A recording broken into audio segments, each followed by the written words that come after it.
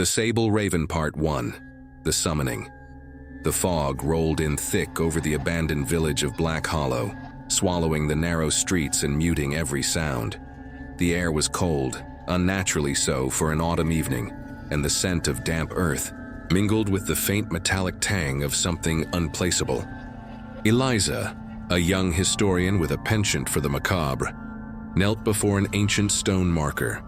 The inscription was worn down, but she could still make out the sigil of a raven surrounded by jagged, spiraling runes.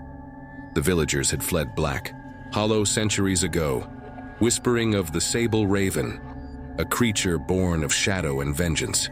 Eliza had spent weeks tracking down fragmented legends about it, stories of a raven-headed deity that could tear its way into dreams and devour the essence of those who dared to summon it. Some said it had once been worshipped as a guardian, only to be abandoned when its hunger became insatiable. Driven by curiosity, she had come to uncover the truth. Clutching a faded grimoire, she muttered the incantation scrawled across its crumbling pages. As the final word left her lips, the silence in the village deepened. The wind died, and the fog seemed to hold its breath. Then came the caw, a low, guttural sound that echoed from the trees, sending icy tendrils up her spine. Eliza's flashlight flickered as shadows began to twist unnaturally around her. Out of the mist, she saw it, a figure emerging slowly, its tall, human-like body wrapped in tattered black feathers. The head of a raven with eyes that glowed like molten gold turned toward her. The beak clicked once, twice, and then it spoke, not in words, but in whispers that slithered into her mind. "You called and I have come." The words weren't a question, they were a promise. Part 2. The Warning. Eliza stumbled backward, clutching the grimoire to her chest as the creature loomed over her. Its presence seemed to sap the air of warmth and light. Her breath came in shallow gasps as she tried to rationalize what she was seeing. This was no hallucination. It was real, and it was watching her. "What are you?" she managed to choke out, her voice trembling. The Sable Raven tilted its head, a motion eerily similar to a curious bird. "I am hunger. I am forgotten. And now, I'm awake." Eliza's mind raced. The stories she'd read spoke of sacrifices, of the creature feeding on the dreams of those foolish enough to summon it.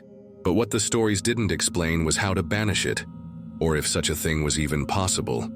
"You shouldn't be here," she whispered. But the creature let out a harsh, croaking laugh. "No, child," it said, stepping closer. "It is you who should not be here.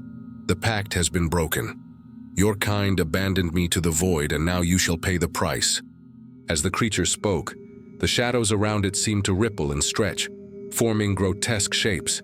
Faces frozen in silent screams, clawed hands reaching out for her. Eliza's flashlight flickered again and died, plunging her into darkness. When the light returned, she was alone. Or so she thought. That night, Eliza dreamed of the Sable Raven. It stood at the edge of her vision, its golden eyes burning into her soul.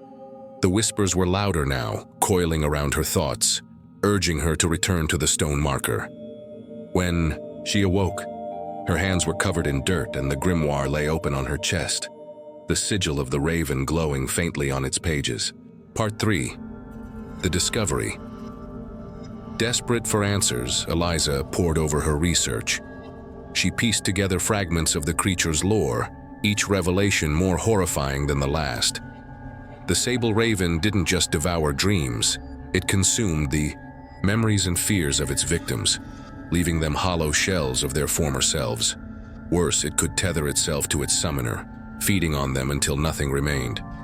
Her only hope lay in an obscure ritual mentioned in the grimoire.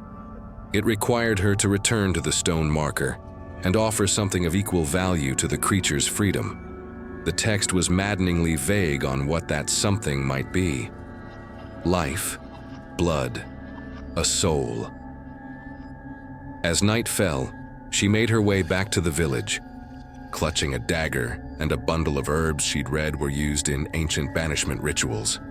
The fog was thicker than ever, and the silence pressed against her ears like a physical weight.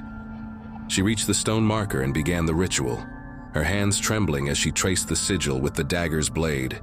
The air grew heavy, and the whispers returned, louder and more insistent. The shadows gathered, and the Sable Raven appeared once more. Its eyes bore into her as it spoke. "You cannot undo what you have started. There is no escape." Eliza's voice cracked as she recited the incantation. The creature laughed, a sound that made her blood run cold. "Foolish girl," it hissed.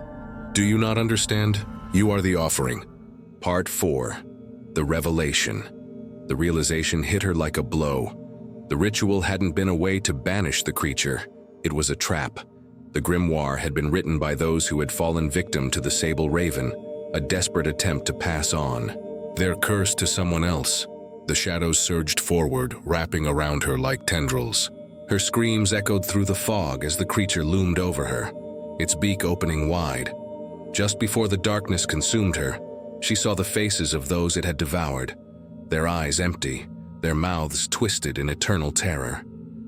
And then, silence. When the villagers of Black Hollow returned decades later, drawn by rumors of strange dreams and sightings of a raven-headed figure, they found the stone marker. A new sigil was carved into its surface, glowing faintly in the moonlight. It bore the name Eliza, etched beneath the jagged spiral. The Sable Raven was still hungry, and now it had a new herald.